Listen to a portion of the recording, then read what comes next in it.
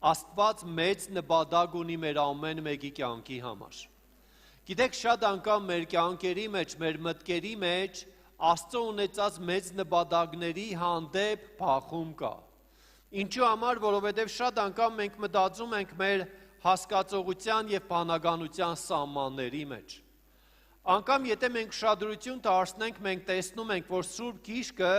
որից շատ համարներ, մի քանի համարների մասին այսօր կխոսեմ, Սուրբ Գիրքը Հիսուսի միջոցով կամ ընդհանրապես իր խոսքի միջոցով իր ժողովրդի առաջ միշտ մեծ նպատակներ է դրել։ Ու շատ անգամ այդ մեծ նպատակները մենք կարդալով կամ իմանալով հանդերձ շատ դեպքերում գնում ենք ավելի փոքր բաների վրա, մտածում ենք ավելի փոքր բաների վրա։ Ու այն պատգամը, որի մասին այսօր խոսելու եմ, ես վերնագրել եմ մեծ նպատակ։ Աստված գիտեք ամենաառաջինը իր սուվերեն կամքով մի կարևոր բան է արել իմ եւ քո կյանքի մեջ, որից մենք սովորելու կամ որի մեջ մենք Աստծո հզոր ձեռագիրը տեսնելու կարիք ունենք։ Աստված ինքը որոշեց, որպեսզի մենք լինենք իր որդիները։ Աստված իշխանություն տվեց վերստին ծնունդի միջոցով կոչվելու Աստծո որդիներ։ Ինչու համար, որովհետև միմիայն Աստծո որդիներն են, ովքեր կարող են Հայր Աստծո մեծ նպատակը երկրի վրա իրականացնեն։ Միմիայն Աստծո որդիներն են, ովքեր կարող են մտնել թագավորի մոտ, մտնել իրանց հոր ներկայության մեջ եւ իմանալ իր կամքը ու այդ կամքը բերել երկրի վրա։ Մենք չկոչվեցինք Աստծո ծառաներ կամ հրեշտակներ ու դեսպաններ, թեև որպես որդի մենք կրում ենք Աստծո ծառայի թերը, դեսպանի թերը, իր ներկայության թերը այս երկրի վրա, բայց մենք կոչվեցինք Աստծո որդիներ։ Եվ Աստված ամեն մեկից կանչել է իր որդին լինելու համար։ Ու Հովհաննես ու Ավետարանի մեջ առաջի գլուխ 12-րդ խոսքի մեջ մենք կարդում ենք հետևյալը. «Սակայն նրանց, ովքեր ընդունեցին նրան եւ հավատացին նրա անվանը», ուզում եմ հարցնեմ, դուք բոլորը ընդունել եւ հավատացել եք, չէ՞ նրա անվանը։ Գիտեք, մի կարևոր բան, որ Աստծո խոսքը ասում է, իշխանություն տրվեց Աստծո որդիներ լինելու։ Մենք ունենք իշխանություն, մեզ իշխանություն է տրվել լինելու Աստծո որդիներ։ Գիտեք, անգամ այս մտքով ապրելը ինքը հեղափոխություն կբերի մեր կյանքի մեջ։ Ուղղակի շարունակաբար ունենալ այս միտքը, որ ես Աստծո որդի եմ, ես պատկանում եմ Աստծուն, ես ապրելու եմ որպես Աստծո որդի, ես իշխանություն ունեմ, Աստված իր զավակների համար հոգում է, լրացնում է, Աստված իր որդիներին բժշկում է, Աստված չի կարող ունենալ կամ չի թողնի իր որևէ որդու հիվանդության ու տգարության մեջ, այսինքն այս իշխանությունը, որ Աստված տվեց մեզ, իր որդին կոչվելու իրականում լցված է օրհնություններով։ Ու երբ որ մենք ապրում ենք այս մտքով, մեր կյանքը սկսում է փոխվել։ Ու գիտեք, ծառայության համար իրականում կարևոր է ապրել այս մտքով։ Եթե դու ապրում ես, գիտես, օրինակի համար որպես մեկը,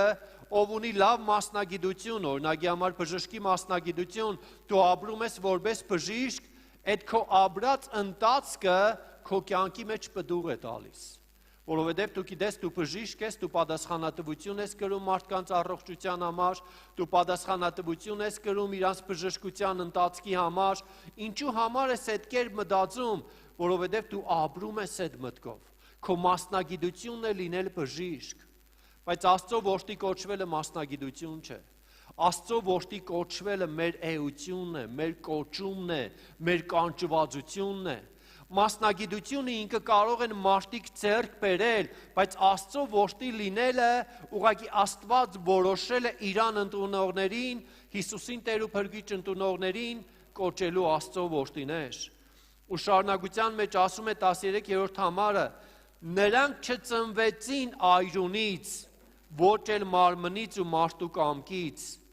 այլ ծնվեցին Աստծուց։ Մենք ծնվել ենք Աստծուց։ Ասա, ես ծնվել եմ Աստծուց։ Ես Աստծո որդի եմ ու ծնվել եմ Աստծուց։ Գիտեք, շատ հրաշալի է, նրանք Աստծո որդիները չծնվեցին այրունից ու մարմնից։ Մենք սկզբից ծնվել ենք այրունից ու մարմնից, բայց Հիսուսին մեր կյանքի մեջ ունենալով հանդերձ, մենք նաև ծնվեցինք Աստծուց։ Գիտեք, հետաքրքիր մի հակադրություն կա, Հիսուսը ինքը Աստված էր ու Աստծո որդի ու ինքը ծնվեց մարմնի մեջ, ինքը հակավ մարմինը։ Մենք մարմին էինք, ուղղակի մարմին միս եւ այրուն, բայց ծնվեցինք Աստծուց եւ Աստծո որդի դարձանք։ Հիսուսը ինքն իր աստվածությունը իջեցրեց մարմին հագնելու մագարտակի, որպես մենք ամեն մեկս մեր մարմնավոր դիրքից փոխվենք հոգևոր դիրքի եւ կոչվենք Աստծո որդիներ։ Ու Աստված ինքը իրականում մեր ամեն մեկի համար է ժառանգությունն ու օրհնությունը տվել է։ Ինչու համար, որովհետեւ այն մեծ նպատակը, որը Տերը ունի իր եկեղեցու համար, այն մեծ նպատակը, որը Տերը ունի ամեն մեկի կյանքի մեջ, միմիայն Աստծո որդի լինելով է, որ մենք կարող ենք իրականություն դարձնել։ Գիտեք, իրականության մեջ այդ մեծ նպատակը, եթե դու սկսես մտածել, դու կտեսնես Աստծո կանչվածությունը իր եկեղեցու համար, Աստծո կանչվածությունը իր զավակների համար, Աստծո խոսքի մեջ շարունակաբար հաստատվում են մեծ նպատակը։ Գիտեք, շատ անգամ մի խնդիր, որը ես սկսեցի տեսնել հետևյալն է, մարդիկ, ովքեր վերստին ծնված են ու կոչվում են Աստծո որդիներ, իրանք ինչ որտեղ իրանց որդի լինելը իջեցրել են որպես մասնագիտության մագարտակի, որտեղ որդի եմ այս բաներն եմ անելու, դե որդի եմ գնում եմ եկեղեցի, դե որդի եմ Աստծո խոսքն եմ կարդում, դե որդի եմ աղոթում եմ, դե որդի եմ այս ծառայությունն եմ անում, բայց գիտեք, որդի լինելու կոչման մեջ շատ ավելին կա, քան ուղղակի որպես մասնագիտություն մոտենալը։ Բժիշկ լինելը մասնագիտություն է, ու բժիշկը գիտի ինչ է անելու։ Որդի լինելը մասնագիտություն չէ, որդի լինելը կոչում է, մեր էությունն է, մեր կյանքն ու արտոնությունն է։ Բժիշկը իր մասնագիտության մեջ ու իր արտոնությունների մեջ ունի սահմաններ, որդին իր կոչումի մեջ չունի սահման Աստծո հետ ունեցած փոխհարաբերության մեջ, Աստծուն մոտենալու մեջ։ Թեև կա այդ սահմանները, բայց մենք ունենք իրավունք այդ սահմանները անընդհատ անցնելու։ Մենք ունենք իրավունք այդ սահմանները անընդհատ անցնելով ավելի մոտենալ Աստծուն եւ գիտակցելու մենք կանչված ենք լինելու Աստծո որդիներ, ովքեր ապրելու են երկրի վրա իշխանությամբ։ Գիտեք, ինչու համար է կարևոր ուղղակի որպես Աստծո որդիներ ապրել երկրի վրա։ Շատ անգամ իմ աղոթներից մեջ, իմ անձնական աղոթքի մեջ, ես չեմ աղոթում Աստծուն, որովհետև ես հովիվ եմ։ Ես չեմ աղոթում Աստծուն, որովհետև ես կոչում ունեմ։ Ես աղոթում եմ Աստծուն, որովհետև ես որդի եմ։ Ու ամենամեծ կոչումը երկրի վրա Աստծո որդի լինելն է։ Կոչումները, պաշտոնները, ծառայություն են, որի համար Տերը մեզ կանչել է, բայց Աստված բոլորիս կանչել է լինելու Աստծո որդի։ Ու երբ որ մենք ապրում ենք այս հասկացողության մեջ, մենք սկսում ենք ճանաչել այն իշխանությունը, որ Աստված ուղղակի տվել է մեզ։ Ու միմիայն որդիներն են, որ կարող են իրագործել Աստծո կատարյալ կամքը, թե երկրի վրա, թե իրենց կյանքի մեջ։ Ուզում ես քո կյանքի մեջ զորավոր փոփոխություններ լինի։ Ապրի Աստծո առաջ որպես Աստծո որդի։ Ոչ թե որպես մասնագիտություն, որ եկեղեցի ես գնալու ես այս բաներն ես անելու, այլ որպես որդի, ով կկանգնի Աստծո ներկայության մեջ իր հոր երեսը փնտրելու համար։ Մենք երբ որ ուշադրություն դարձնենք Հիսուսի խոսքերին, մենք տեսնենք, որ իրականում Հիսուսը կանչեց եւ իշխանություն տվեց մեզ որդիներ լինելու այն կարևոր եւ մեծ նպատակի համար, որի համար ինքը կանչել է մեզ։ Ու Մատթեոս ավետարան 28-րդ գլխի ճանաչված խոսքերն եմ ուզում կարդամ, 28-րդ գլուխ 18-ից 20-րդ համարը։ Հիսուսը մոտեցավ, խոսեց նրանց հետ ու ասաց, Հիսուսը խոսում է իր աշակերտների հետ, ովքեր Աստծո որդիներ էին։ Այո, իրանք առաքյալներ էին, իրանք ուղարկվածներ էին, իրանց կոչումը առաքյալ լինելն էր, բայց իրանք առաջերտին Աստծո որդիներ էին։ Ու Հիսուսը մոտեցավ նրանց եւ խոսեց իրենց հետ ասելով. Ինձ տրվեց ամեն իշխանություն երկնքում ու երկրի վրա։ Արդ գնացեք, աշակերտ դարձրեք բոլոր ազգերին, նրանց մկրտելով Հոր, Որդու եւ Սուրբ Հոգու անունով։ Սովորեցրեք նրանց պահել այն ամենը, ինչ ձեզ պատվիրեցի, եւ ահա ես ձեզ հետ եմ բոլոր օրերի մինչև աշխարհի վերջը։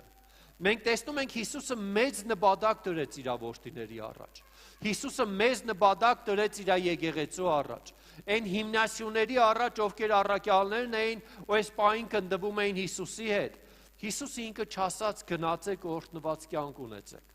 Պետրոս գնա եւ քո ծգնորսության գործի մեջ ամեն անգամ կհաջողվես, որովհետեւ դու գիտես, ես օրհնել եմ քեզ ու դու առատ որս ես ունեցել։ Չասած մեկ ուրիշին գնա եւ քո ընտանեկան կյանքի կամ քո մասնագիտության մեջ, օրինակ մատեվոս ավելի շատ մաքսեր կհավաքես, ավելի մեծ իմաստությամբ ու շատ ավելի գումար կվաստակես։ Հիսուսը ասաց հետևյալը.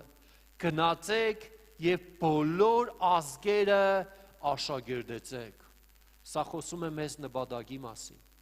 Ուր ենք գնում մենք։ Գիտեք, եթե այս մեզ նպատակի պատկերը մենք մեր կյանքի մեջ չունենք, մենք չենք կարող առավելագույնս գործել։ Եթե մեր մտքերի մեջ, մեր պատկերացման մեջ ուղղակի կա մի բան, ես Աստծո որդի եմ ու կիրակի օրը եկեղեցի եմ գնալու, դե ես ավետարանը քարոզում եմ որոշակիորեն, դե ես կարդում եմ Աստծո խոսքը, եթե մեր մտքի մեջ սա է մեր մեծ նպատակը, մենք դրանից ավել չենք կարող գնալ։ Բայց եթե մենք գիտակցում ենք, մենք Աստծո որդիներ ենք, ովքեր կանչված են շատ ավելի մեծ նպատակի համար, ազգերի մեջ ավետարանը քարոզելու, աշակերտելու մարդկանց, ոչ թե ուղղակի մի տարածքի մեջ, այլ ազգերի մեջ, որ խոսում է սահման չլինելու մասին։ Հիսուսը ինքը ամենաառաջի հերթին մեծ նպատակ դրեց իր առաքյալների վրա, իր աշակերտների վրա, ովքեր իրանց որդիներն էին։ Այսօր մեր ամեն մեկի առաջ դրված է այդ մեծ նպատակը։ Ու պատկերացրեք, շատ անգամ այդ մեծ նպատակի մեջ մենք սահմանափակվում ենք մեր նավակի մեջ։ Ինչու համար Հիսուսը, երբ որ ուղղորդեց աշակերտներին ծգնորսության մեջ եւ իրանք առատ ցուկ բռնեցին, ծգների բռնած չափը այն չափ չէր, որ տեղավորվեր իրանց նավակի մեջ։ Աստծո օրհնությունը ավելին է, քան մեր հասկացողության սահմանները։ Համաձայն եք իմ հետ։ Աստծո օրհնությունը, Աստծո միտքը, աստվածային նպատակները ավելին են, քան մեր հասկացողության սահմանները, մեր ունեցած կարողությունը, մեր նավակը։ Ու շատ անգամ, երբ որ մենք աղոթում ենք իմաստության համար, երբ որ աղոթում ենք կարողության համար, պետք է կարևորենք մի բան, եթե դու ուզում ես քո իմաստությունը ավելանա, քո սահմանները լայնացնելու ես։ Եթե դու ուզում ես իրականում քո օրհնությունը ավելանա, քո սահմանները լայնացնելու ես, փորձելու ես քո ունեցած նավակից ուղղակի դուրս գալ, ինչու համար, որովհետև Աստված ինքը մեծ նպատակ ունի քո հետ։ Կարող ես ասել Աստված իմ հետ մեծ նպատակ ունի։ Մեկ ուրիշ համար, որ ուզում եմ կարդամ Ղուկաս ավետարան 24-րդ գլուխ 48-ից 49-րդ խոսքերը։ Դուք էլ վկարներն եք այս բաների, ահա ես իմ հորը խոստումը ձեզ եմ ուղարկելու, իսկ դուք նստեք Երուսաղեմ քաղաքում, մինչև վերևից զորություն ստանաք։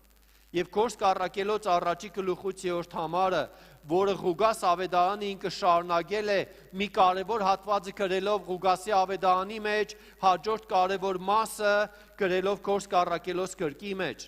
բայց դուք զորություն կստանաք, երբ հոգին ձեր վրա կա, եւ իմ վկաները կլինեք Երուսաղեմում, ամբողջ Հրեաստանում, Սամարիայում, մինչև աշխարհի ծայրը։ Մենք տեսնում ենք Աստծո մեծ նպատակը մինչև աշխարհի ծայրն է։ Գիտեք, իհարկե, ես չեմ խոսում այն մասին, որ բոլորդ միսիոներներ եք, բայց ես խոսում եմ այն մասին, որ Աստված մեծ նպատակ ունի մեր բոլորի համար։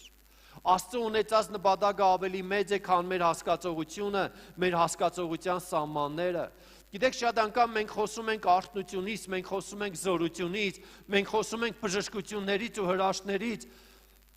որը իրականում շատ կարևոր է եւ լինելու է մեր կյանքի մեջ, բայց մի կարևոր խանգարող հանգամանք կա։ Եթե մենք միայն մտածում ենք ուղղակի այս մեր կյանքի խնդիրը լուծվի ու բավարար է, մենք չենք կարող ավելի մեծ հրաշքներ տեսնել։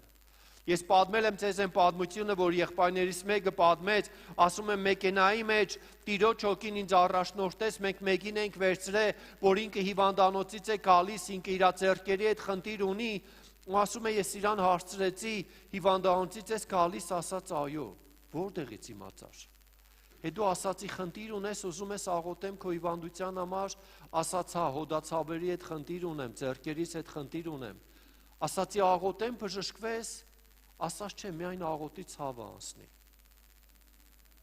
Ասում է, ես ասում եմ, նայ Աստված բժշկող է, աղոթեմ հրաշք լինի, բժշկվես, չէ որ Աստված ինձ առաջնորդեց, ես չգիտեի դու որտեղից ես գալիս, աղոթեմ թող հրաշք լինի, ինքը ասում է, չէ, աղոթի միայն ցավը անցնի ու բավարար է։ Գիտեք ինչու մասին է խոսում սա, մարդու սահմանափակ մտածելակերպի մասին։ Մարդիկ իրանք մտածում են շատ քիչ բան ունենալու մասին, բայց Աստծո նպատակը հետևյալն էր, դուք վերևից զորություն կառնեք իմ վգաները լինելու մինչև աշխարհի ծայրերը։ Աստծո զորությունը ոչ միայն նրա համար է, որ քո անձնական կյանքի մեջ որոշակի փոփոխություն տեղի ունենա, այլ Աստծո զորությունը նրա համար է, որպեսզի դու լինես նրա վգան մինչև աշխարհի ծայրը։ Դու լինես նրա խոսքի վգան, ավետարանը տարածող մեկը, ոչ միայն դու բժշկվես, այլ աղոթես ուրիշների բժշկության համար, ոչ միայն քո կարիքները լրացվեն, այլ աղոթես ուրիշների կարիքների լրացման համար ու քարոզես ավետարանը Հրեաստանում, քո երկրում, կողքի երկրներում ու մինչև աշխարհի ծայրը։ Սա է Աստծո մեզ նպատակը։ Գիտեք, այս խոսքերի վրա շեշտը դնելով, ես հատուկ ուզում եմ, որպեսզի մեր մտքերի մեջ, մեր հասկացողության մեջ մենք կարողանանք տեսնել այն, ինչ դու այսօր ունես, եւ այն, ինչի դու հավատում ես այսօր քո կամքի մեջ, այդ ամենը շատ փոքր է։ Աստված ինքը ավելին ունի քո համար։ Ու շատ անգամ իհարկե շատ դեպքերում մենք կան բաներ, որոնց վրա ծիծաղում ենք, թե ով ուղղակի դու կարող ես հրաշք ուզենայր, ոչ թե միայն ցավը անցներ, բայց մենք նույն բանը անում ենք մեր կյանքերի մեջ շատ հաճախ։ Համաձայն եք իմ հետ թե չէ։ Ես ուզում եմ խոստովանվել, շատ հաճախ այդ նույն բանը անում եմ ես։ Ու երբ որ հիշում եմ իմ կյանքի ընթացքը, շատ հաճախ այդ նույն բանը արել եմ, բայց աստիճանաբար սովորում եւ հասկանում եմ,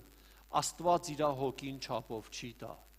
Իսկ ինչու համար չուզեմ ավելի մեծը, ինչու համար չուզեմ ավելի զորավորը, ինչու համար իմ փապակի ուղղվածությունը չլինի հզոր տիրոջ գործերի հայտնությանը, ինչու համար իմ փապակի ուղղվածությունը չլինի հզոր արթնության ալիքին, ոչ թե ուղղակի եկեղեցին լավ լինի, եկեղեցին թարմանա, այլ հզոր արթնության ալիքին այս ազգի վրա, որ այս ազգից նաև կտարածվի։ Ինչու համար մեր փապակի ուղղվածությունը, մեր հասկացողությունն ու մտածելակերպը չլինի ավելի մեծ։ Շատ անգամ մենք երբ որ փոքրի շուրջ պտտվում ենք կամ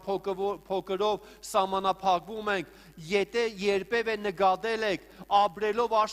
մեղքի աշխարհի մեջ, աստիճանաբար անգամ այն սահմանները, որը դու ունես, թշնամին փորձում է նեղացնել։ Դու համաձայնվել ես մի որևէ սահմանի հետ, թշնամին փորձում է նեղացնել։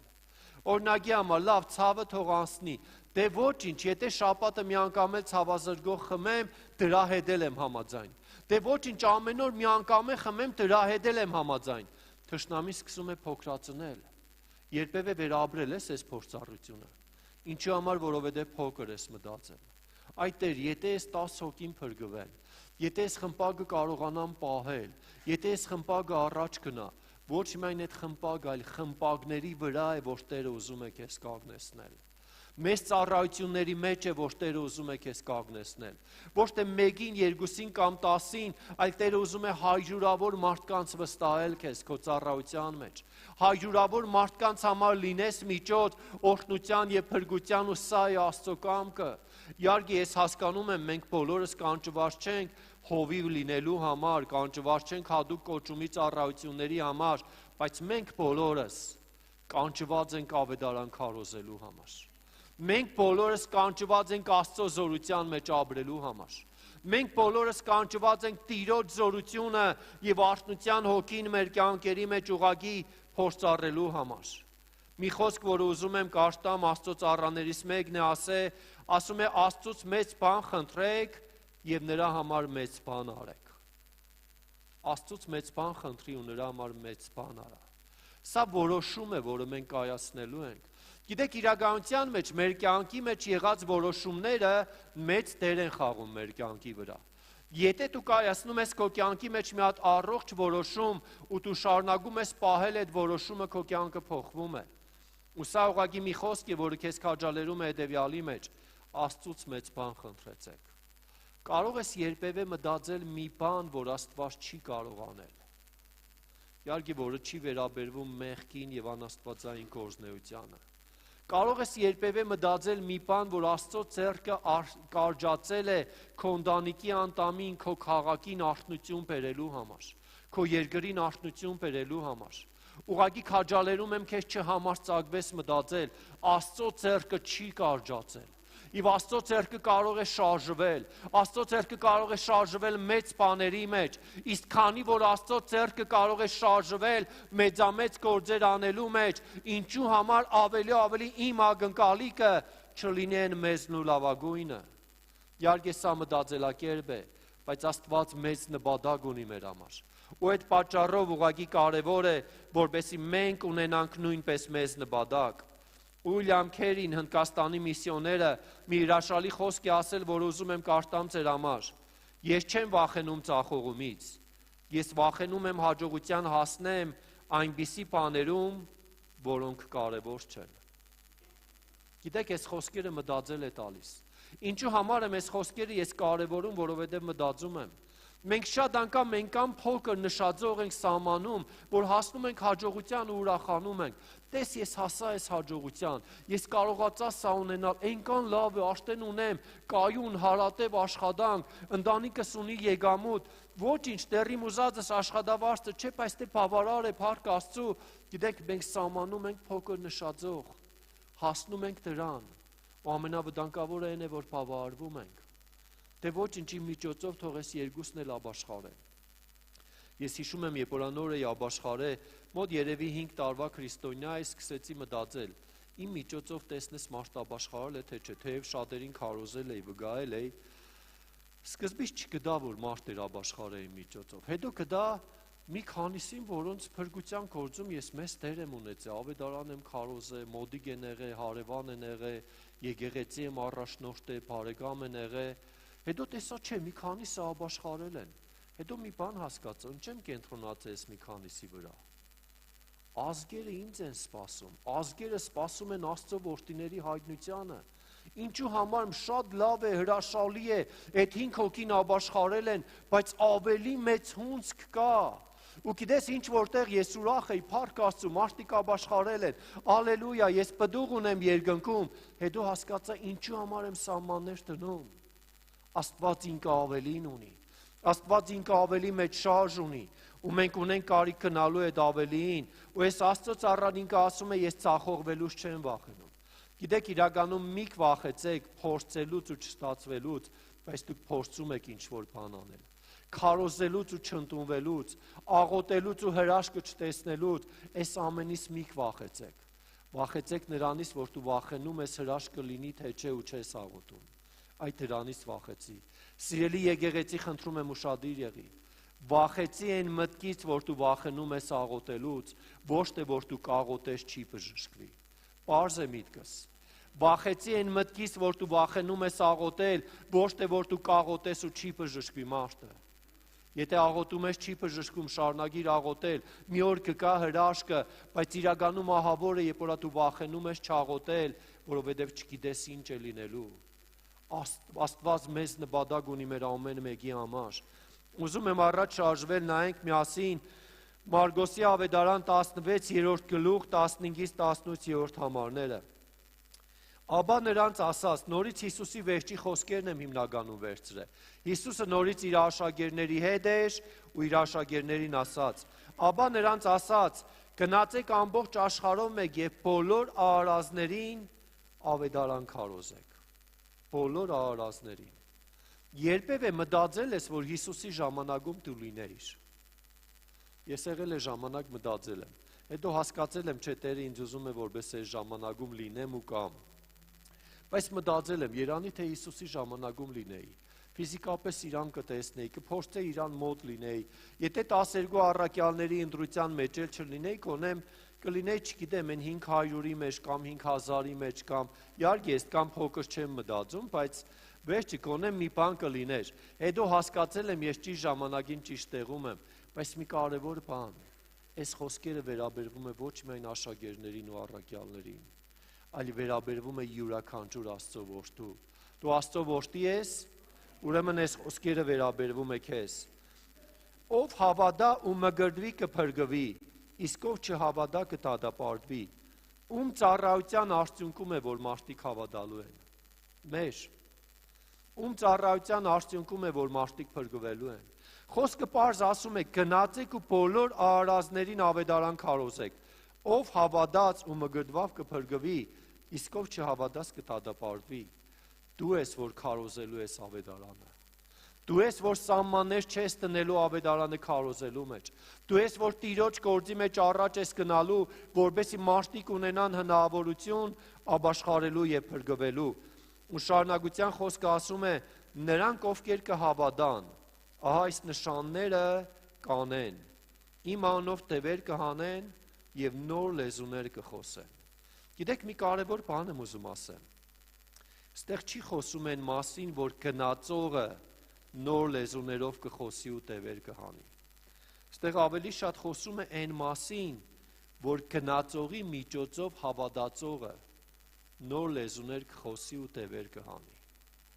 Դու պատկերացրա, Աստված քեզ ավելին է տվել, երբ որ դու գնում ես, արդենից դու այդ ամենը ունես, որը մենք տեսնում ենք առաքյալների ծառայության ժամանակ, Պետրոսի ծառայության ժամանակ գնաց Կորնելիոսի տուն, իրանք սկսեցին լեզուներ աղոթել, ինչու համար, որովհետև արդենից Պետրոսը ուներ, մենք արդենից կունենք ու քո խոսքի միջոցով ապաշխարող մարդիկ նոր լեզուներ պիտի խոսեն ու տևեր պիտի հանեն։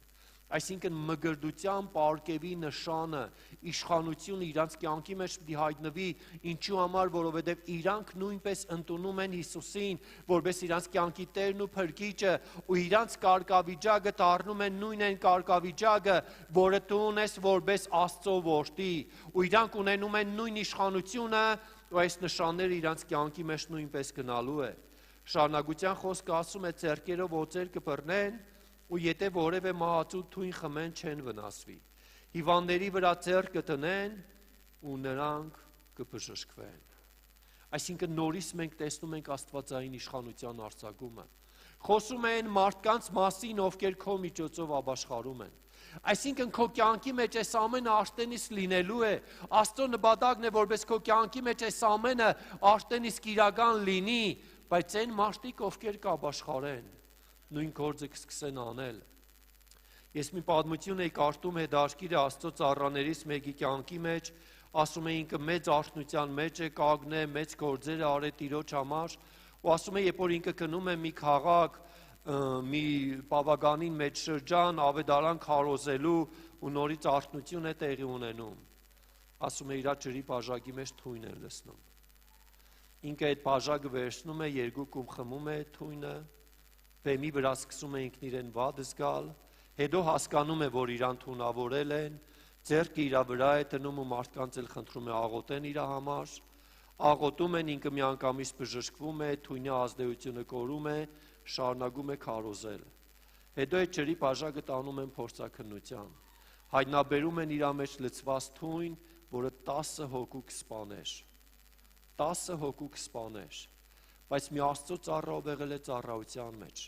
ինքը ապրել է ինչու համար, որովհետև Աստծո խոսքը իրական է,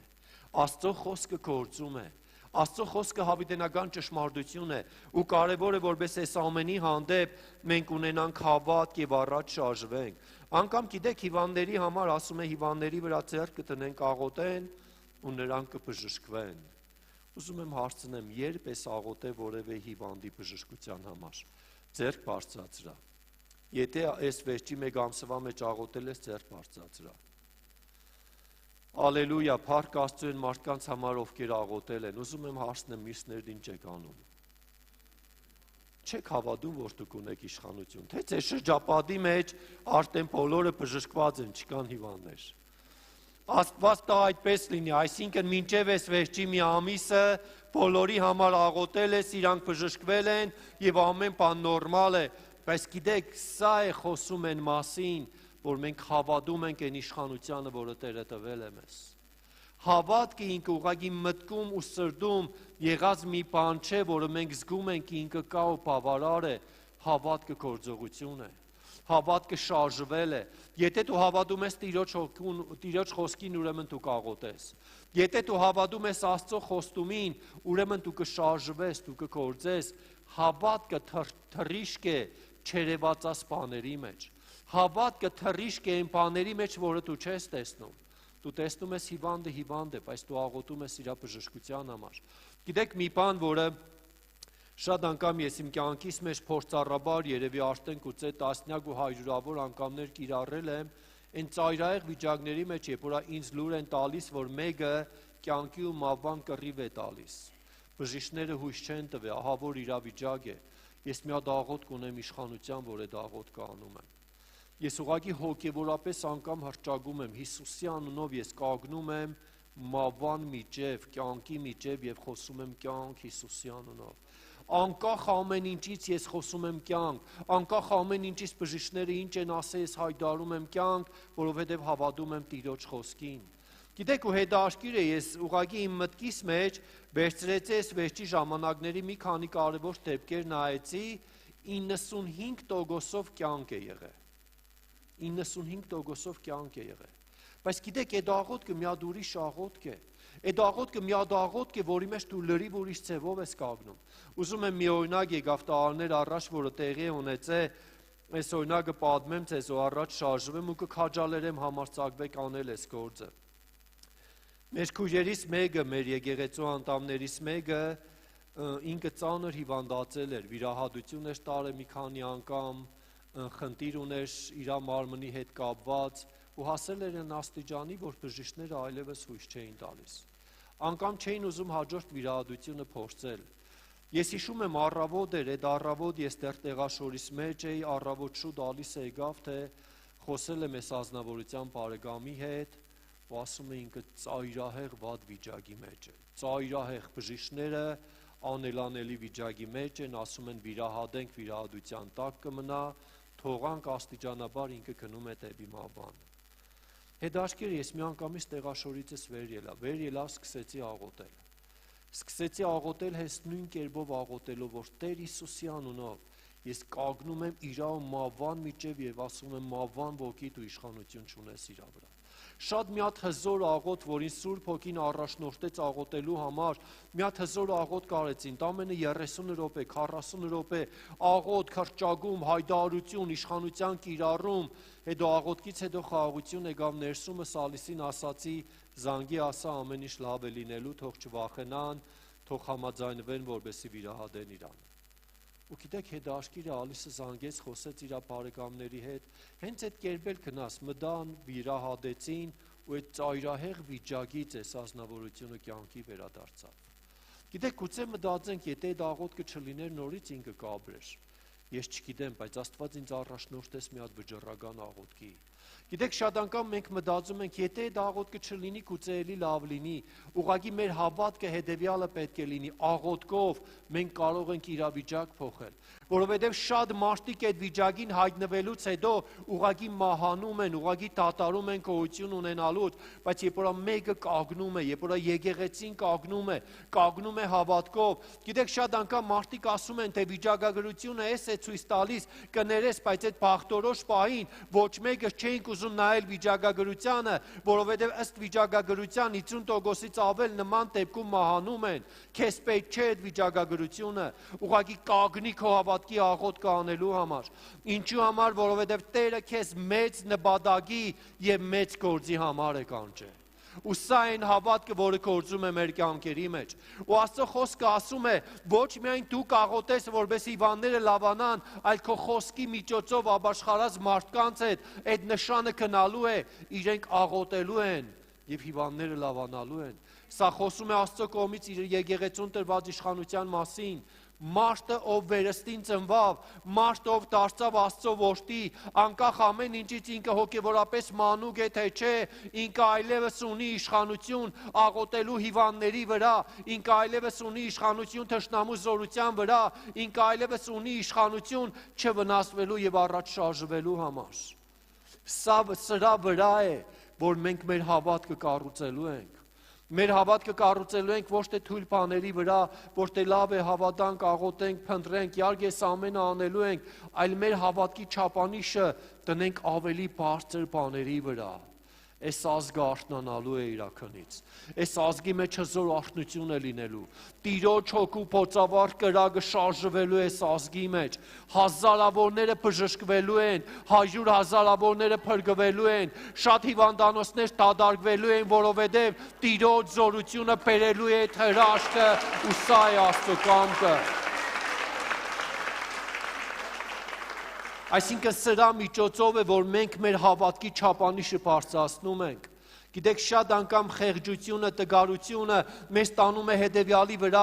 էս էլ լինի հերիք է, ու այդ կնոջ օրինակը ես չեմ մոռանում, միայն չցավա բավարար է ինձ, ոչինչ, մատներս կծրվի, ես հիվանդ կմնամ, անտամալույս կդառնամ, միայն ցավ չզգամ, ոչինչ, ամեն ինչ նորմալ է, սա է շատ քրիստոնյաների աղքատիկ մտածելակերպը։ Սա է շատ քրիստոնյաների չափանիշը, այ Աստված կարողանար ուղղակի այս ցավը վերցնել, ոչինչ որ ես հաշմանդամ կմնամ, Աստված կարողանար այս խնդիրը լուծել, այն ինչի հավատում ես, դա էլ կունենաս քո կյանքի մեջ։ Այո, մենք հավատացել ենք շատ օրհնյալ բաների ու գուցե շատերը դեռ չունեք, շարունակեք հավատալ, մակառել եւ առաջ շարժվել։ Ոչ թե ինչ-որ մի հատ կետի վրա կանգնել եւ ասել, դե ես հավատացի, բայց չհաջողվեց, դե ես հավատացի, բայց չունեցա, դե ես հավատում եմ, բայց չունեմ, շարունակիր հավատքով առաջ գնալ։ Ու կտեսնես այդ ընթացքում կփոխվի նաև քո մտածելակերպը ու քո հասկացողությունը։ Գիտեք, շատ օրինակների մեջ մենք տեսնում ենք, մարդիկ իրանք հրաշքը կարողացել են ընդունել այն ժամանակ, երբ որ իրանց հավատքի հասկացողությունը սկսել են փոխել։ Ոչ թե փառք Աստծո էս հիվանդության մեջ ուղղակի ցավ չլինի, այլ փառք Աստծո էս հիվանդությունը լինելու է բժշկված։ Փառք Աստծո էս ազգը ապաշխարելու է, փառք Աստծո էս ազգի մեջ արթնություն է լինելու։ Բացառիկ դեպքեր կան, այո, կան բացառիկ դեպքեր, գուցե 10% մեր ուզածի պես չլինի, բայց 90% արդյունքը շատ հզոր արդյունք է։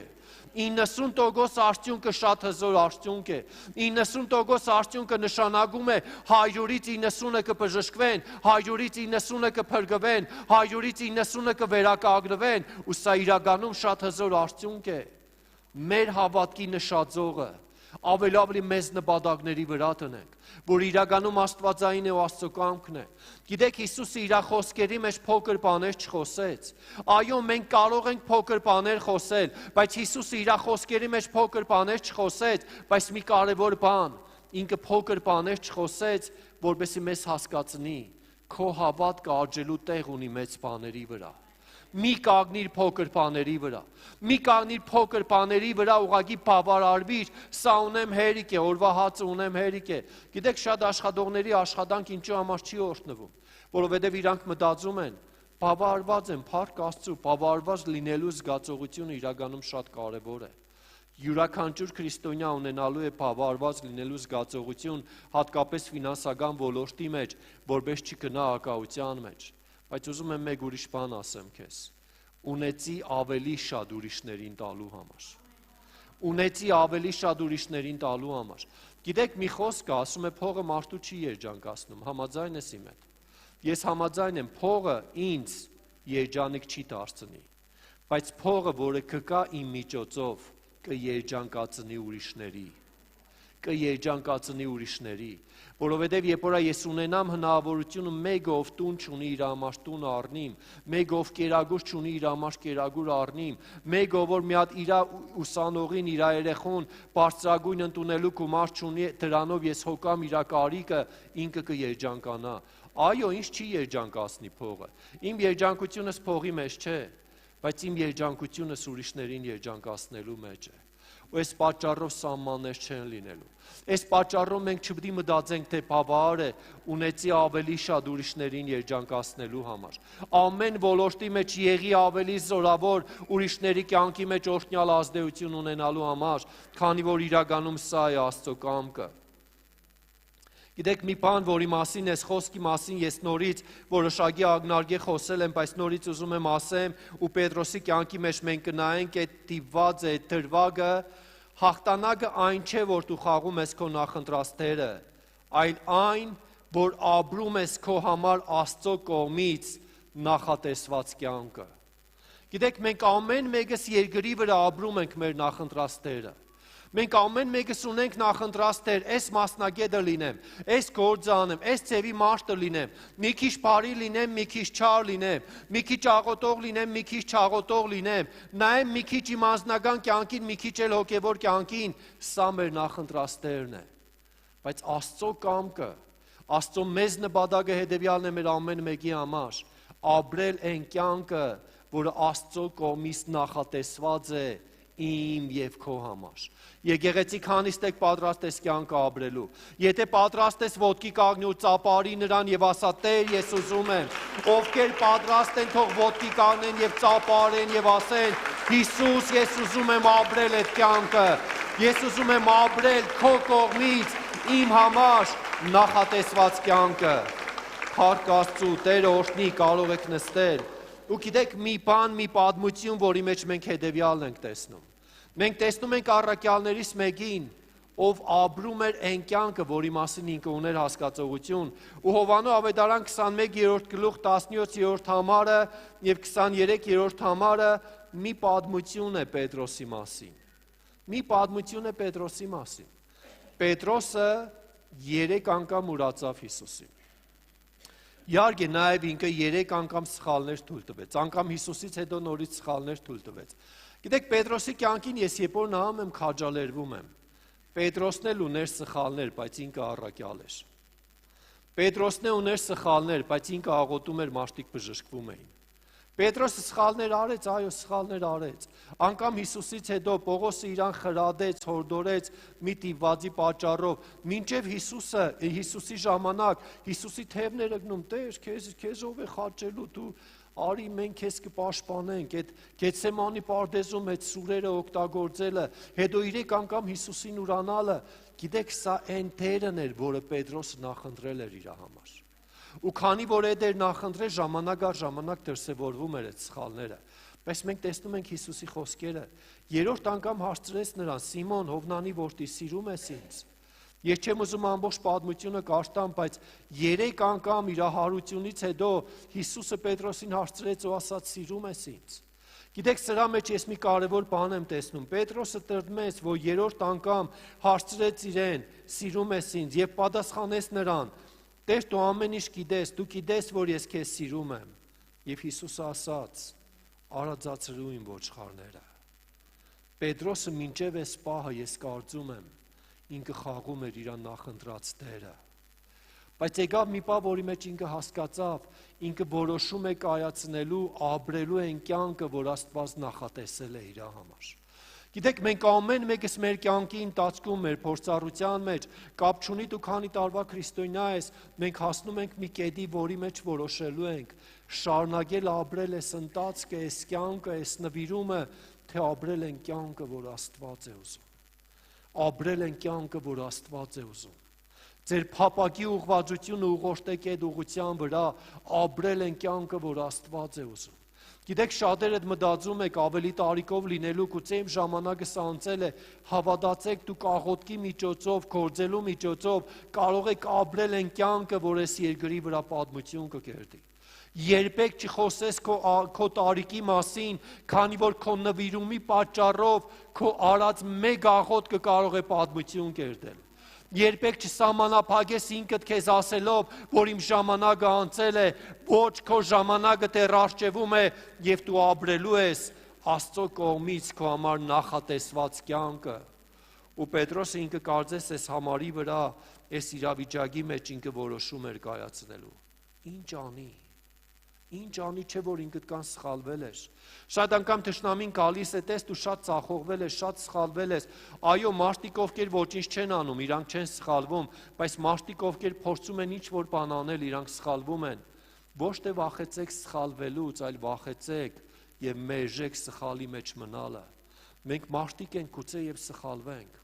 Բայց կարևոր է առաջ գնալը, կարևոր է փնտրել Տիրոջը, կարևոր է չկենտրոնանալ այդ սխալի մեջ, ուղղակի ապաշխարությամբ գալ Տիրոջը առաջ ու ասել. Տեր, ես ունեմ ներման կարիք, ես ունեմ ողորմության կարիք եւ ես ուզում եմ գտնել այդ ողորմությունը։ Պետրոսը սխալվել էր, բայց Պետրոսը նույն վեմն էր, որի համար Աստված իրան կանչել էր։ Պետրոսը սխալվել էր, Բայց Պետրոսը այն անոթն էր, ով հետանոսների մեջ դուռ էր բացելու ավետարանի համար։ Ու Հիսուսը խոսում է իր հետ. կաբրես են Տերը, որի համար ես եմ կանչում։ Ուզում եմ ամեն մեկը ուղղակի խորեք։ Արդյոք համաձայն ես ապրելու են կյանքը, որի համար Տերը քեզ կանչել է։ Գիտեք, շատ անգամ մենք ունենք պատճառներ այդ կյանքը չապրելու համար, բայց սիրելի եկեղեցի, ուզում եմ քեզ մի բան ասեմ։ Պատճառները միշտ քեզ կխանգարեն Տիրոջը մոտենալու համար։ Պատճառները միշտ արգելքներ են քեզ կանգառներում թողնելու համար։ Պատճառները միշտ միջոց են քեզ աստվածային մեծ նպատակից զրկելու համար։ Ու եթե ուզում ես զրկվել ու չապրել Աստծո կատարյալ կամքի մեջ, շարունակիր ապրել պատճառներով։ Բայց երբ որ դու որոշես, այո, ես ապրելու եմ այդ կյանքը, ես ապրելու եմ Աստծո կողմից իմ համար նախատեսված կյանքը։ Մենք տեսնում ենք Պետրոսը ինչ որտեղ նեղվեց, որ Հիսուսը 3 անգամ է հարցնում, ինչ որտեղ ինքը ասաց ինչու համար չէ, որ ինքը գիտի ինչու համար, բայց նույն Պետրոսը 3 անգամ ուրացել էր, նույն Պետրոսը մի քանի անգամ սխալի մեջ էր գնացել Հիսուսի հանդեպ ու ընդհանրապես Աստծո գործի հանդեպ, ու Հիսուսը ասում էր. Ապրի իմ կողմից քո համար նախատեսված Տերն ու կյանքը, որը հետևյալն է. արածեցրու իմ ոչխարները, արածեցրու իմ գառները։ Ուզում եմ հարցնեմ, որքան սրտացավ ես քո կողքի նստածի հանդեպ եւ որքան է իր դժվարությունը անհանգստացնում քեզ կանգնելու ու աղոթելու համար։ Որքան է իր խնդիրը քո համար ցավ, որպես դու կանգնես Տիրոջ առաջ։ Գիտեք, եկեղեցին կանչված է հենց սրա համար։ Եթե դու քո կողքինի համար չունենաս սրտացավություն, երբ որ մենք խոսում ենք ազգը փրկվի ու արթնություն կա, արթնությունը կգա այն ժամանակ, երբ որ մեր ներսից անկեղծ աղաղակ կբարձրանա. Տեր, այս ազգը թող փրկվի։ Տեր, ես չեմ ուզում մարդիկ դժոխք գնան, ես չեմ ուզում հիվանդանոցում հիվանդները մահանան, Տեր, խնդրում եմ քո ողորմությունը, այդ ժամանակ է, որ արթնությունը կգա, բայց մինչ այդ ժամանակը կարևոր է, որպեսզի ամեն մեկը գիտակցեք, ապրել են կյանքը, որի համար Տերը քեզ կանչել է, ապրել են կյանքը, որի համար Տերը քեզ կանչել է, չնայելով ոչ մի բանի։ Իմ փորձից ես ուզում եմ ձեզ ասեմ հետևյալը, որքան նայես պատճառների։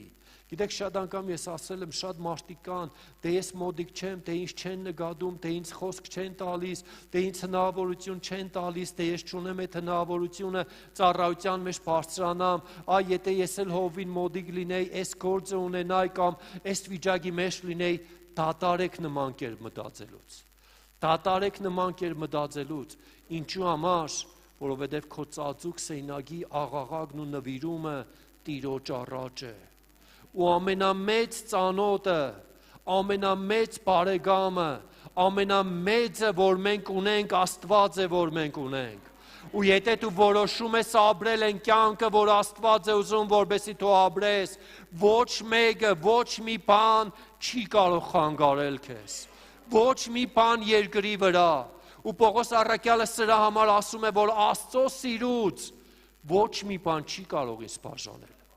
Ոչ մի բան չի կարող ինձ բաժանել։ Ու եթե դու ունենաս որոշում, ապրելու են կյանքը, որ Աստված է ուզում, որ ապրես, ոչ մի բան երկրի վրա քեզ չի կարողանա կանգնեցնել։ Անկամ գիտեք, ես տեսել եմ տարիներ առաջ մի բան, մի հատ իրավիճակ, որ Աստված իր կամքը գործադրելու համար երկրի օրենք փոխեց, հետո այդ նույն օրենքը հերկվեց։ Դուք պատկերացնում եք, երկրի օրենք փոխվեց։ Պետական մագարտակով երկրի օրենք փոխվեց, որպեսզի Աստված իր կամքը իրագործի։ Ընդամենը 2 ամիս Աստված իր կամքը իրագործեց, նորից այդ օրենքը հետ կանչեցին։ Նորից այդ օրենքը դադարեց գործել, դադարեց գոյություն ունենալ։ Մենք ամենակարող Աստված ունենք։ Ես եւ դու ամենակարող Աստված ունենք։ Ու մեր Աստված ամենազորավոր Աստված է։ Մեր Աստված մեր Հայրն է, ու մենք Աստծո որդիներ ենք, ու մենք կանչված ենք մեծ նպատակների համար։ Մենք կանչված ենք զորավոր բաների համար։ Դու կանչված ես ոչ միայն լինելու օրհնված, այլ կանչված ես ուրիշների օրհնության պատճառ լինելու համար։ Դու կանչված ես ոչ միայն լինելու բժշկված, այլ կանչված ես ուրիշների բժշկության պատճառ լինելու համար։ Դու կանչված կանչված ես ոչ միայն ավետարան քարոզես, որպեսի մաշտիկ ապաշխարեն ու վերջ, այլ այդ ապաշխարող մաշտիկ նույնպես կանչված են աղոթելու հիվանդների համար, քարոզելու ավետարանը, խոսելու նոր լեզուներով եւ հռչակելու Աստծո թագավորության զորությունը։ Ու եթե քո սիրտը իրականում վառվում ես պատկամի կամ այս խոսքերի վրա, ուզում եմ ոտքի կանգնենք ու մեր աղաղակը բարձրացնենք նրան։ Մի հատ կարևոր որոշում անելով, Տեր, ես ուզում եմ ապրել այն կյանքը երկրի վրա, որը դու ես ուզում։ Ես ուզում եմ մտածել այնպես, ինչպես դու ես ուզում։ Ոչ թե իմ նավակը, ոչ թե իմ սահմանափակումը, այլ մտածեմ մեծ նպատակի վրա, մտածեմ մեծ բաների վրա։ Տեր, մենք շնորհակալ ենք քեզ։ Հավիտենական Աստված, մենք շնորհակալ ենք քեզ եւ օրհնում ենք քեզ։ Սիրելի Հայր, քո եկեղեցին քո ներկայության առաջ է։ Սիրելի Հայր, քո եկեղեցին, քո ժողովուրդը, քո զավակները քո ներկայության առաջ են։ Եվ այսօր մենք կանգնած ենք քո ներկայության մեջ։ Մեր սրտի փափակի ուղղվածությունը ավելի մեծ նպատակների մեջ տանելու համար, ավելի մեծ բաների մեջ ուղղորդելու համար։ Մենք այսօր կանգնած ենք քո ներկայության առաջ, որպեսզի ամեն մեկս մեր կյանքի ունեցած փոքր նավակից դուրս գալով գնանք ավելի մեծ բաների մեջ, գնանք ավելի զորավոր բաների մեջ։ Մենք այսօր քո առաջ կանգնած ենք, ոչ թե ուզում ենք ուղղակի մեզ քաջալերես, ոգևորես քո ներկայությամբ, այլ մենք ուզում ենք, որպեսզի այս ազգը ունենա հզոր արթնության ալիք եւ այդ ալիքը տարածվի շրջապատող ազգերի մեջ, այդ ալիքը տարածվի ամբողջ աշխարհի մեջ։ Այո, Տեր, մենք գիտենք, մենք մեծ բաներ ենք խնդրում, բայց այդ մեծ բաները մենք խնդրում ենք քո խոսքի հիման վրա, քարոզեք ավետարանը մինչև աշխարհի ծայրերը։ Եվ մենք ուզում ենք կրակ եւ զորություն ավետարանը զորությամբ քարոզելու համար։ Մենք չենք ուզում քարոզել ավետարան, որը զորություն չունի։ Մենք ուզում ենք քարոզել ավետարան, որի մեջ նշաններն ու հրաշքները ուղղակի կուղորդեն քո զավակներին, որի մեջ բժշկություններ տեղի կունենան, որի մեջ հրաշքներ կլինեն, որի մեջ քո զորավոր ձեռքը ուղղակի կշարժի այս ազգը։ Մենք շնորհակալ ենք քեզ։ Մենք օրհնում ենք քեզ։ Մենք բարձրացնում եւ մեծարում ենք քեզ։ Եվ ասում ենք մեծ Աստված, հզոր Աստված, թող գա քո փառքի ներկայությունը ծածկելու համար քո եկեղեցին եւ ամեն մեկը քո որդիներից կակնի այն դիրքի մեջ, որի մեջ համաձայն է խաղալու ու եւ ապրելու այն կյանքը, որի համար դու կանչել ես, Տեր։ Ապրելու այն կյանքը, որի համար դու կանչել ես, Տեր։ Շնորհակալ եմ հավիտենական Աստված։ Շնորհակալ եմ հավիտենական Թագավոր։ Խնդրում եմ սիրելի Սուրբ Հոգի, ավելի շարժվիր ամեն մեկի կյանքի մեջ։ Ավելի շարժվիր ամեն մեկի կյանքի մեջ։ Ավելի շարժվիր ամեն մեկի կյանքի մեջ։ Քանիստ եք ուզում, որպեսզի նրա զորությունը ավելի շարժվի ձեր կյանքի մեջ։ Ուղղակի աղաղակի նրան, բարձրացրա քո լեզուների աղոթքը, կանչի նրա անունը եւ ասա Սուրբ Հոգի, ավելի շարժվիր իմ կյանքի մեջ, ավելի շարժվիր իմ մտքի մեջ, ավելի շարժվիր իմ սրտի մեջ, իմ հասկացողության մեջ, ավելի լայնացրու իմ սահմանները, Տեր, ավելի լայնացրու իմ սահմանները, Տեր, որպես իմ սահմանները եսակենտրոնությունից դառնա աստվածակենտրոն, Տեր։ Շնորհակալ եմ հավիտենական Աստված, շնորհակալ եմ հավիտենական Թագավոր։ Մենք օրհնում ենք քեզ, մենք բարձրացնում ենք քեզ, մենք մեծարում ենք քեզ, մենք մեծարում ենք քեզ եւ Աստված իմ, քո մեծությունը մենք ուզում ենք տեսնել եւ ճաշակել։ Քո մեծությունը որպես մեր հայր, մենք ուզում ենք տեսնել եւ ճաշակել։